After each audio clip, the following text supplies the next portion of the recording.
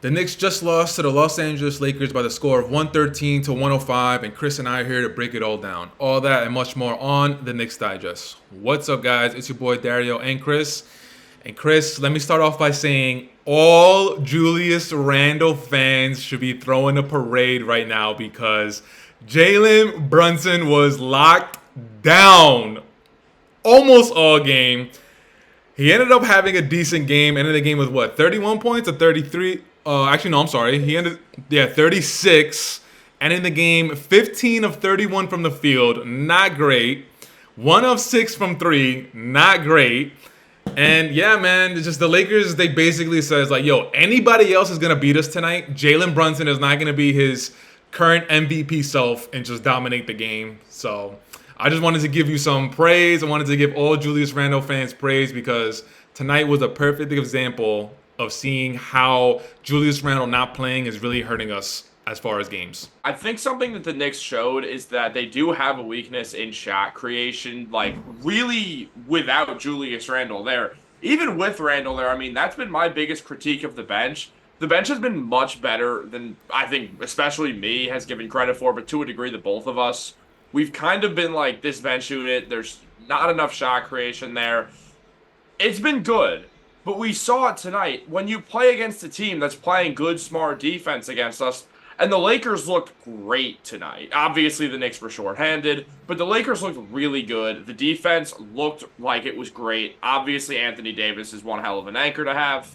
Facts. But they doubled Brunson, and I feel like that's what's just going to happen in the playoffs regardless of Randle being there or not. Brunson's going to face a ton of double teams because he's the heart and soul of this team.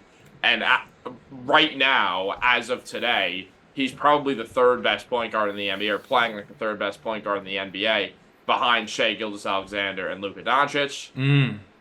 So if you look at it, it's practical to double Brunson. And without Randle there, and without OG there, the Knicks had zero shot creation. I stand by that's something we should look at the deadline. But also, it's one game.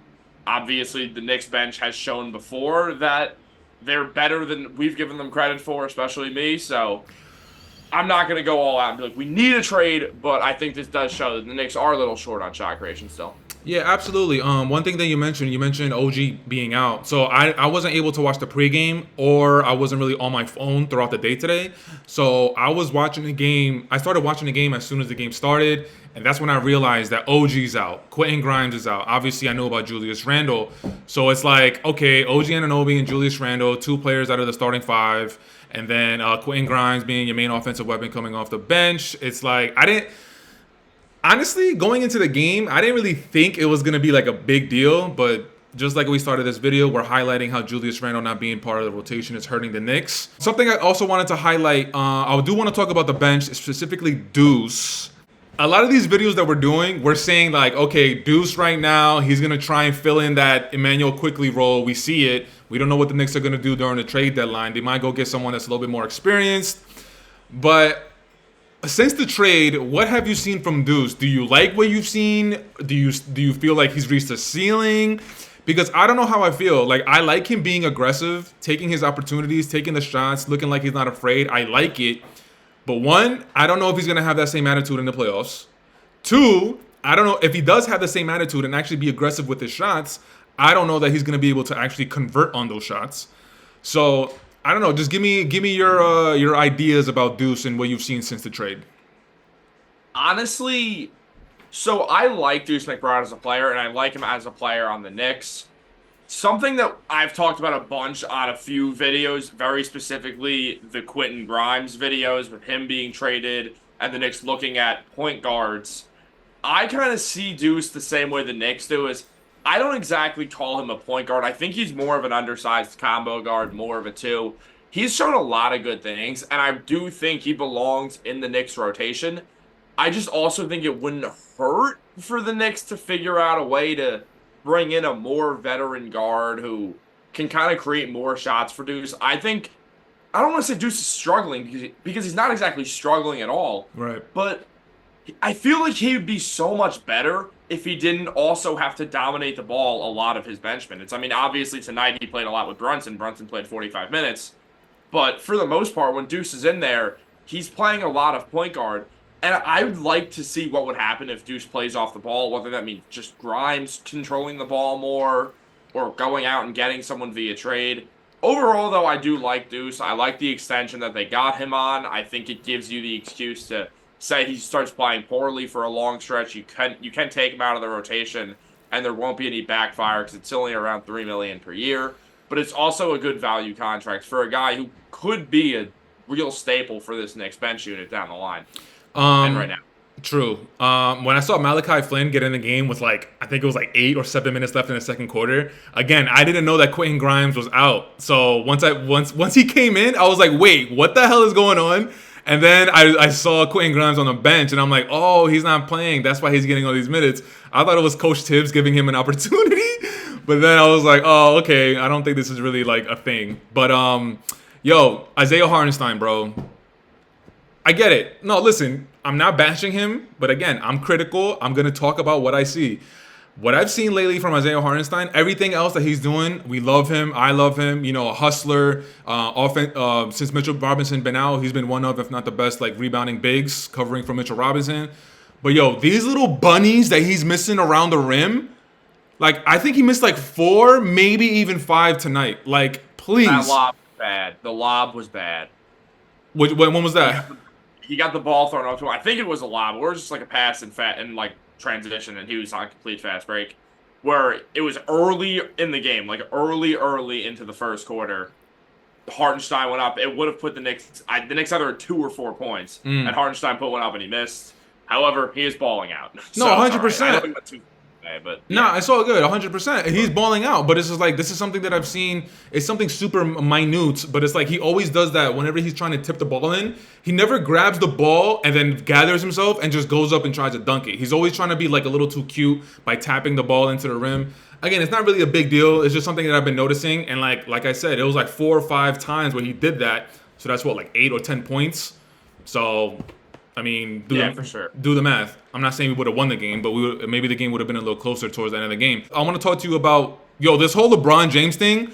I'm not exact. Yeah. I'm not exactly sure what the hell happened. Like out of nowhere, I'm seeing like things about LeBron coming to the Knicks is actually like it might become a reality. I'm like, where did this come from? So there's a reporter out there who kind of just has released a few different LeBron stories in the past or LeBron rumors. For instance, one in 2012 said hearing from NBA people that LeBron is putting out feelers to go back to Cleveland in 2 years. Obviously, LeBron posted the I'm coming home thing in 2014.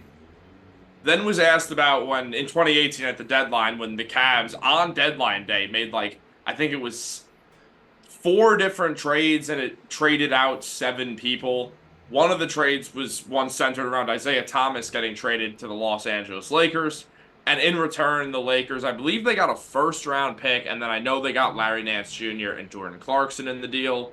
And someone asked them, and he quote tweeted saying, the Lakers are doing the Cavs a favor now, or more, the Lakers are doing LeBron a favor now, and LeBron's going to repay them by going there in the summer. LeBron goes to the Lakers in that summer. So he's been accurate with what he's been saying, basically. Yeah, long story short, he's been accurate. And this guy basically said that he's at the top of the Lakers trade list. And they're just looking for like a dance partner, is I believe his words. And then Stephen A. Smith, completely separately of this, says about like the Lakers just struggling because there were definitely higher expectations after they managed to get to the Western Conference Finals last year.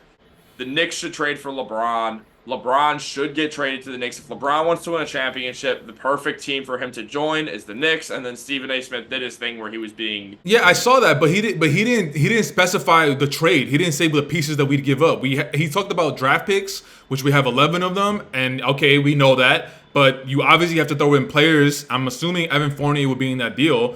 But if it's like draft picks and Evan Fournier, that's not enough. basically, here's the 2 real options. Something that does work financially is using Fournier, Grimes, Mitchell Robinson, Jericho Sims. You could use those 4 and the contracts add up evenly, and then you throw a bunch of picks. It doesn't have to be as many as people think, and I think probably there would be protections on some. Some of them probably wouldn't be the Knicks picks at all because they do have these 8 first rounders in the next few years to use. Right. Or they have 8 tradable first rounders.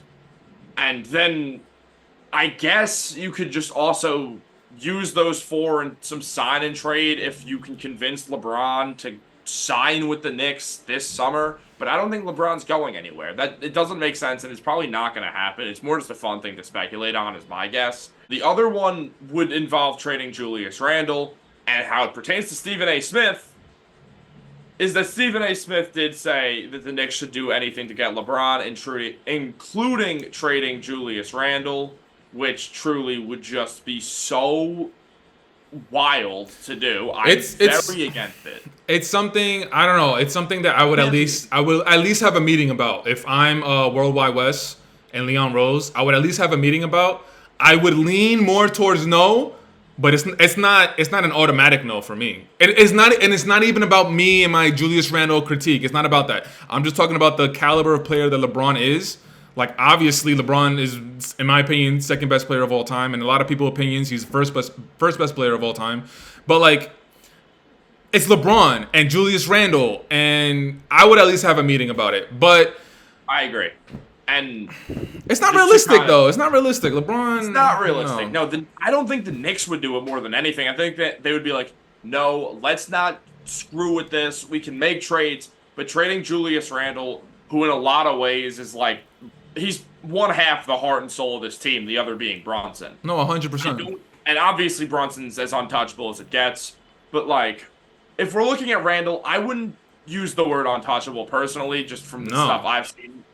I wouldn't say untouchable, but I don't think they trade for him. Look, is LeBron James today better than Julius Randle today? Yes. Yes. He is.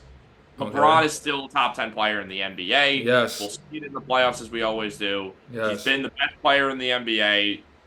Probably from what, like 2010-ish to 2021. Honestly, I'd go earlier than that. I'd go earlier than 2010. Yeah, because like some of the Kobe years weren't great, but people were just riding for Kobe. LeBron has been the best player in the league, maybe since like 2008. Honestly. Yeah, no, and if you're looking at it then, I mean, he did win the MVP in 2008. That was his first MVP year. So if you look at it that way, he spent over half of his career as the best player in the NBA. He's still one of the best players in the NBA. And also, again, I'm so pro Julius and anti this trade, but let's be very real about what we know to have happened in the past. One of them is the greatest, or one of the greatest playoff performers in history of the NBA. I think he's the best playoff performer we've ever seen. Obviously, the finals losses, different topic for not Knicks Digest. The other is Julius Randle. And I know that I've excused Julius a ton. The stats aren't great. He was dealing with injuries and fatigue, I believe. But it doesn't change the fact that the other one is still LeBron James in the playoffs. That's why he's called Playoffs LeBron. But, we also have to keep in consideration that, like, LeBron and D-Wade, they were going to come to the Knicks. Yeah. Before they went to Miami, but then there was the whole Donnie Walsh and like the presentation that they made to LeBron was like, what am I doing in this meeting? So there's a lot of that. They didn't talk about basketball, I don't think, right? Yeah. Like, James Gandolfini show up and be like Tony Soprano or whatever. Yeah, they had like a Soprano themed whatever. But yeah, that I don't think that's gonna happen. And even if it does happen, it's like what we're gonna get, like what, maybe two good seasons of LeBron. I mean, with LeBron, you kind of don't know because he literally is an alien. He might play until he's 40. Like 43, and actually be like top 5 when he's like age 43. So, I could see it. I know, me too. But it's like he could be one of the better players in the league, but I don't think you could really depend on him for carrying a friggin' franchise to the finals. He wouldn't need to carry us. We have Jalen Brunson. There's a world where LeBron is going. Say he gets traded. Let's say that the perfect scenario for the Knicks is that LeBron gets sick of the Lakers because all they have done is mismanage the hell out of that franchise since LeBron got there, with the exception of the AD trade, which in retrospect obviously was a move that was going to kill them in the future. Yeah, that was a move that was like super. It was a now move. It was a win. It was as win now moves as win now gets, because LeBron was 36 years old or 35 years old, staring down the end of his career, or what we thought was going to be the end of his prime. And the Lakers were like, why would we waste a single second of this? It doesn't make sense. 100%. And when they made the actual trade, I was like, I get why they made it, but I don't even know. I don't know if this is it. And then literally every season since they won the bubble championship, even the bubble championship is an asterisk in my opinion. But every season after the bubble championship, AD has been super. I'm sorry to say, but Mr. Soft. Injuries here, injury there. He could never really like get back to the same level he played in the bubble. This is his first good season since the bubble, in my opinion. I think if the Knicks were to get LeBron, he would just end up coming in free agency this summer. And here's a little fun fact and also a spoiler alert. LeBron's not coming to the Knicks this season or ever. It's something fun to think about. I would love if they could figure out some way to get him in free agency through a sign-and trade so they don't even have to give up that much. I don't see why any fan would be opposed to that unless they just have a straight-up hatred for LeBron. Because, Knicks fans, I think, definitely the vast majority of Knicks fans do not like LeBron. I know I'm in the minority, and That's however, crazy. I'm in the minority too. I love LeBron. yeah, LeBron's awesome. He's fun to watch. Like, what else do people? He's a good person and he's fun to watch. Like, get over it. It's fine. Like, Yo, did you hear that? Did you hear that stat that Mike Breen said? This is the longest winning streak that they had in 11 years, 9 games. yeah, that was the first 9 games of the 2012-2013 season, which we were just talking about. Every game, there is another revelation to find out how bad of a franchise we are. Like, our records are like from 1970s or from the 90s. Those are the only decades where like, and the early 70s, because the Knicks won the 2 championships in the early 70s. They weren't good for the rest of the 70s. The whole 90s, the Knicks were good. And I feel like those were the 2 time periods where the Knicks had like the most winning active streak, or like Patrick Ewing when was like the most 30-point player for Knicks history, stuff like that. And again, it brings me to the point of like we have such a bad history with our franchise. Like we don't have enough Hall of Fame or like, you know what I'm saying, players. This is the first time that we've done a post game on the Knicks losing a game in a very long time. I mean, it's February 3rd, and this is our 3rd one this year. So No, they're doing great. No, yeah. I mean, I'm not tripping because they lost this game. They lost this game to two top 75 players of all time. And we had 2 starting 5 players out and an offensive weapon coming off the bench out, and they were close. 3 starting 5 players. Mitch. Oh, there you go. Yeah, and Mitch. I keep forgetting about Mitch. Sorry, Mitch. But yeah, I'm not tripping. I don't think Knicks fans, we should trip. This is just, I think it's going to be a little hiccup. And now the All-Star break is coming up. So Jalen Brunson, Julius Randle, they're going to be playing. Well, Jalen Brunson is playing in the All-Star game, but everybody else is going to get rest. So it's not bad. DiVincenzo and Brunson played well, but when you have half your team there, I don't know. It's not really anything to be concerned for. All right, guys, that's it for today's video. Leave it in the comments. Let us know what you guys thought about the Knicks' effort against the Lakers tonight. But always remember, it's Go Knicks, Jalen Brunson for MVP, Taj Gibson for president, and we out.